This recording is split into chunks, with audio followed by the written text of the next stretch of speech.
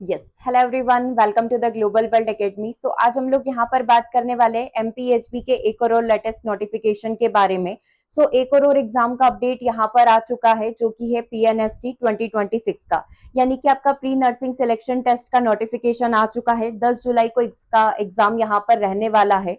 क्या क्या latest update यहाँ पर आई है, क्या क्या परिवर्तन हुए पुराने रूल बुक के अनुसार अगर देखा जाए तो कुछ मॉडिफिकेशंस आपको यहाँ पर देखने को मिलेंगे। क्या सिलेबस रहेगा, किस तरीके से हमें तैयारी करनी होगी, इन सभी चीजों के बारे में आज के सेशन में हम लोग यहाँ पर डिस्कशन करेंगे। सेशन को बिल्कुल लास्ट तक देखिएगा। वन बाय वन करके हम लोग डिस्कस करते हैं। तो मध्य प्रदेश में नर्सिंग प्रशिक्षण संस्थानों में बीएससी नर्सिंग पाठ्यक्रम के प्रवेश हेतु जो 4 साल का आपका पूरा प्रोग्राम होता है, उसके लिए प्रवेश परीक्षा यहाँ पर होने वाली है। अब इसका एग्जाम डेट क्या रहेगा, फॉर्म कब से भरने, ये अपन वन बाय वन करके देख लेते हैं। जो आवेदन तिथि होगी, दैट मीन्स आप फॉर्म फिल कर पाएंगे वो 9 जून से, मतलब आज से ही आप इसके फॉर्म फिल कर पाएंगे। ऑफिशियल वेबसाइट इसका ओपन भी हो चुका है। 9 जून से 23 जून इसका लास्ट डेट है। इसी समय में आपको अपना फॉर्म यहाँ पर फिल करना है। 28 तक आप कुछ करेक्शन कर सकते हैं, फॉर्म फिल नहीं कर पाएंगे लेकिन आप 28 तक करेक्शन कर सकते हैं, ठीक है। और आपका एक्सपेक्टेड एग्जाम डेट जो यहाँ पर बताया गया है वो 10 जुलाई बताया गया है। तो सबसे पहली चीज क्लियर हो गई, आज से फॉर्म भरना स्टार्ट हो गए हैं, ठीक है। आप ट्राई करो कि 5 से 6 दिन में आप फॉर्म भर के फ्री हो जाओ ताकि आप बहुत अच्छे से अपनी प्रिपरेशन में लग जाओ। 10 जुलाई से आपका एग्जाम रहेगा, मतलब समय बहुत ही कम बचा हुआ है। जल्दी से जल्दी आपको अपनी प्रिपरेशन स्टार्ट करनी है, ठीक है। अब इसमें योग्यताएं क्या क्या बताई गई है, तो सबसे पहली कंडीशन एज यूजुअल कि भारत का नागरिक यहाँ पर होना चाहिए और आपने 12th में फिजिक्स, केमिस्ट्री और बायो में मिनिमम 45% अंक लेकर आए हो और साथ ही आपने इंग्लिश का जो सब्जेक्ट है उसको भी क्वालिफाई कर रखा हो, मतलब आपका पास यहाँ पर होना चाहिए।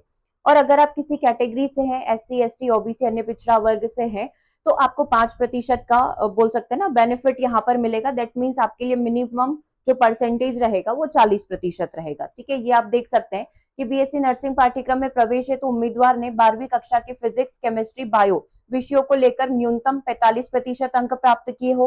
उम्मीदवार ने अंग्रेजी विषय में भी उत्तीर्ण यहाँ पर किया हो, ठीक है, अंग्रेजी विषय में वो उत्तीर्ण हो। और साथ ही उसने यहाँ पर अगर कोई पिछड़ा या अन्य कैटेगरी से है तो उसके लिए जो क्राइटेरिया रहेगा वो 40% का यहाँ पर रहेगा। अभ्यर्थी मेडिकल फिट यहाँ पर होना चाहिए और अगर कोई आशा एएनएम कार्यकर्ता यहाँ पर है तो उनके लिए रिजर्व सीट यहाँ पर रहेगी, 4% का आरक्षण उन्हें यहाँ पर दिया जाएगा। अब बात आ जाती है एज क्राइटेरिया की, आयु सीमा यहाँ पर क्या होना चाहिए। तो प्रवेश परीक्षा में भाग लेने के लिए उम्मीदवार की न्यूनतम आयु 31 दिसंबर 2026 को 17 वर्ष का वो पूर्ण हो जाए, ये एज क्राइटेरिया यहाँ पर है, ठीक है। कि 31 दिसंबर 2026 तक आप काउंट करोगे तो 17 वर्ष की आयु आपकी पूर्ण यहाँ पर हो जानी चाहिए।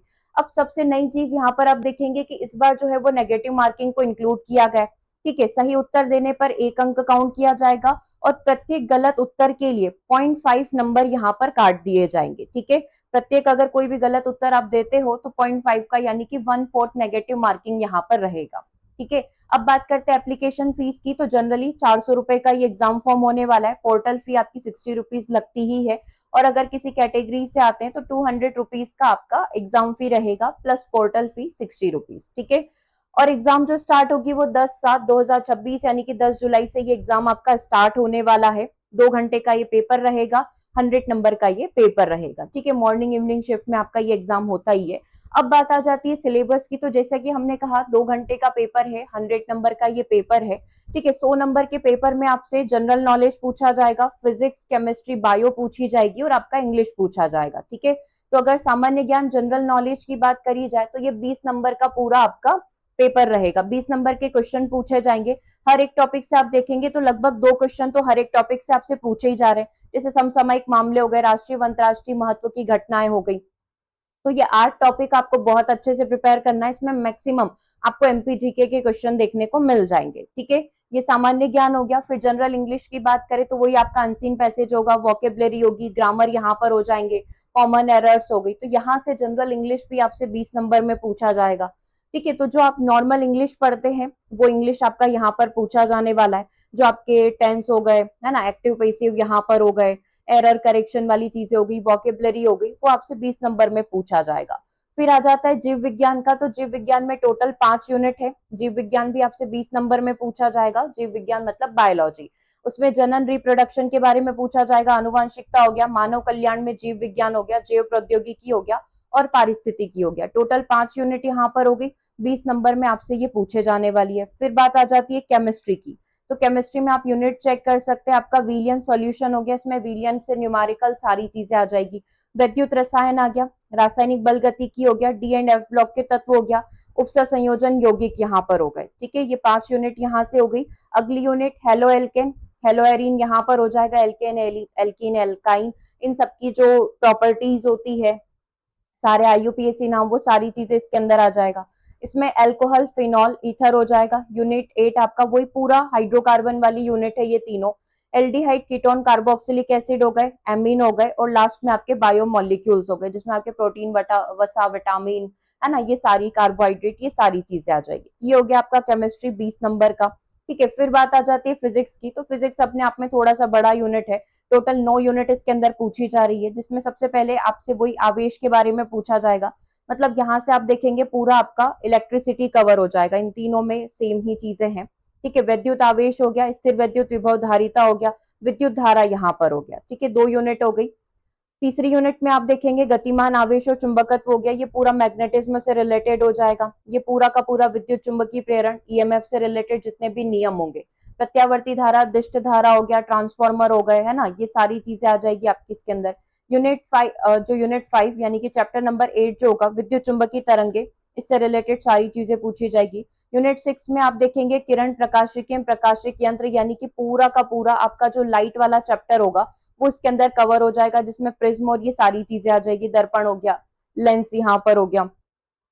यूनिट 10 आपका तरंग प्रकाशिकी होगा। तरंग प्रकाशिकी वेव से रिलेटेड जितने भी नियम आते हैं, हाइजेनबर्ग वाला यहाँ पर हो गया। ठीक है, वो सारे नियम यहाँ पर पूछे जाएंगे। यंग का द्विस्लिट एक्सपेरिमेंट यहाँ पर हो गया। पोलराइजेशन क्या हो गया, वो आपका चैप्टर नंबर 10 में हो जाएगा। यूनिट 7 आपको पता ही है, जो कण का द्वैत व्यवहार, ड्यूल प्रॉपर्टी होती है, उससे रिलेटेड सारी चीजें आ जाएगी। आइंस्टीन का प्रकाश ऊर्जा समीकरण हो गया। यूनिट 8 जो होगा आपका पूरा परमाणु एंड नाभिक से रिलेटेड यहाँ पर हो जाएगा। ये पूरा परमाणु का एंड पूरा नाभिक का एक एक टॉपिक इन्होंने मेंशन किया है, तो एक एक टॉपिक को आपको पकड़ना है, आंसर, क्वेश्चन आंसर कंप्लीट करना है, प्रैक्टिस करना है। यूनिट 9 आपका सेमीकंडक्टर से रिलेटेड हो जाएगा। पीएन जंक्शन डायोड क्या होते हैं, पी डायोड, एन टाइप के डायोड, ये सारी चीजें आपकी यूनिट नंबर 9 में आ जाएगी। ठीक है, तो इस तरीके से आपका पूरा फिजिक्स रहेगा। हालांकि देखा जाए तो फिजिक्स अपने आप में बहुत ही ज्यादा वेटेज लेकर चल रहा है। ठीक है, 20 नंबर में ये पूछा जाना है। टॉपिक्स बहुत सारे हैं, तो बहुत अच्छे से प्रिपरेशन करिएगा। हम लोग अपनी साइड से आपको डेली बेसिस पर फ्री एमसीक्यूज प्रोवाइड कर रहे हैं, फिजिक्स, केमिस्ट्री एंड बायो के। आप उन्हें रेगुलर बेसिस पर प्रैक्टिस करें, डेफिनेटली एग्जाम तक आपको बहुत अच्छी प्रिपरेशन आपकी यहाँ पर हो जाएगी।